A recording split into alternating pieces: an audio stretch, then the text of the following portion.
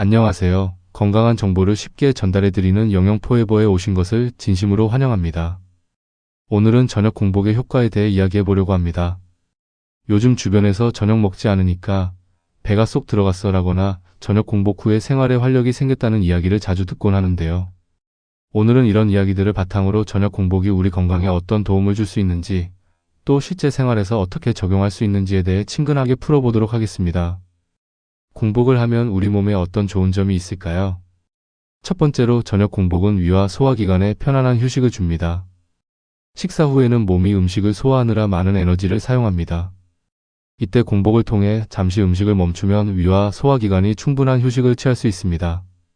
또한 여러 연구를 통해 저녁 식사 후 잠시 공복을 유지하면 위벽이 회복되고 소화액 분비가 잘 조절된다는 사실이 밝혀졌습니다. 특히 나이가 들면서 소화력이 떨어지는 50대 이상 분들에게 공복은 더욱 효과적인 방법이 될 것입니다. 두 번째로 저녁 공복은 혈당 조절에 큰 도움을 줍니다.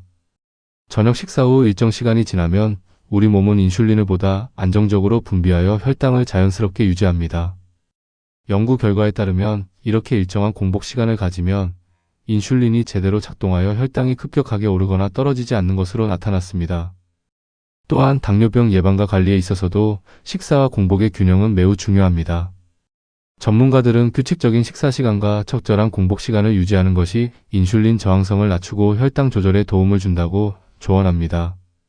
이처럼 저녁 공복을 적절히 활용하면 50대 이상의 중장년층에서도 안정된 혈당 관리를 통해 당뇨병 예방 및 건강한 생활을 유지하는 데 큰 이점을 얻을 수 있습니다. 세 번째로 저녁 공복은 몸속 지방을 태우는 데 도움을 줍니다. 식사 후 잠시 동안 음식을 먹지 않으면 우리 몸은 에너지원으로 저장된 지방을 사용하기 시작합니다. 이런 공복 시간이 길어지면 지방을 분해하는 작용이 활발해지고 에너지 소비가 늘어납니다. 이로 인해 건강하게 체중을 줄일 수 있다는 사실이 밝혀졌습니다. 신문 기사에서도 간헐적 단식이나 공복 시간을 조절하는 방법이 체중 감량에 효과적이라고 소개되고 있습니다. 특히 중년 이후 신진대사가 느려지는 분들에게는 이 방법이 더욱 도움이 된다고 합니다. 네 번째로 저녁 공복은 우리 몸의 세포들이 스스로 청소하는 데 도움을 줍니다. 이 과정을 자기포식이라고 하는데 손상된 부분이나 불필요한 노폐물을 제거해 세포를 깨끗하게 만드는 자연스러운 작용입니다. 공복 상태에서는 이 자기포식 작용이 더 활발해진다는 연구 결과가 있습니다. 여러 학술 논문에 따르면 일정 시간 음식을 먹지 않으면 세포 내부의 청소가 촉진되어 세포 기능이 회복되고 노화 방지에도 도움이 된다고 합니다.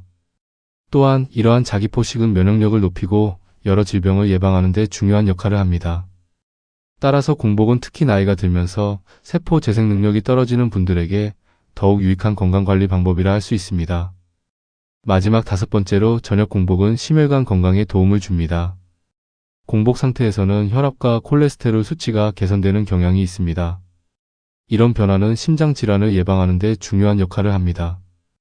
여러 의학 연구에서는 저녁 식사 후 일정 시간 공복을 유지하면 혈액순환이 좋아지고 혈관 내 염증이 줄어든다고 보고했습니다. 또한 공복 상태는 심혈관 질환 예방과 관리에 긍정적인 효과를 줄 수 있습니다. 규칙적인 식사와 함께 적절한 공복 시간을 유지하면 혈압 조절과 심장 기능 개선에 큰 도움이 될 수 있습니다. 그러나 공복을 시도할 때는 몇 가지 주의할 점도 있습니다. 특히 50대 이상 분들께서는 아래 사항들을 꼭 기억해 주시기 바랍니다. 첫 번째로 기저질환이 있으신 분들은 공복을 시도하기 전에 반드시 전문가와 상담하셔야 합니다. 예를 들어 당뇨병이나 고혈압, 소화기 질환 등의 문제가 있으신 경우 무리하게 공복 상태를 유지하면 오히려 혈당이나 혈압이 불안정해지거나 위장에 부담을 줄 수 있습니다. 실제로 많은 연구 결과에서도 이러한 기저질환을 가진 사람들이 공복을 함부로 시도할 경우 부작용이 나타날 위험이 있다는 점을 경고하고 있습니다. 따라서 본인의 건강 상태를 꼼꼼히 점검하고 의사나 영양사와 상의하여 안전하게 공복 시간을 조절하는 것이 중요합니다. 두 번째로 공복 시간을 길게 잡으려 할 때는 충분한 영양 섭취에 신경을 써야 합니다. 공복 기간 동안 몸에 필요한 영양소가 부족해지면 피로감이나 근육 손실, 면역력 저하와 같은 부작용이 나타날 수 있습니다. 평소 식단에 단백질, 비타민, 무기질 등 다양한 영양소를 골고루 섭취하도록 신경 쓰고 특히 공복 후 첫 끼니에는 영양 균형을 맞춘 식사를 하는 것이 중요합니다. 또한 수분 섭취 역시 빼놓을 수 없습니다. 공복 상태에서도 물이나 허브차 등으로 충분히 수분을 보충해야 체내 노폐물 배출 및 신진대사가 원활하게 이루어집니다. 마지막으로 평소 생활 패턴을 고려해 점진적으로 공복 시간을 늘려가는 것이 좋습니다. 갑자기 긴 공복을 시도하면 몸이 큰 스트레스를 받아 피로감이나 두통, 집중력 저하 등의 부작용이 나타날 수 있습니다.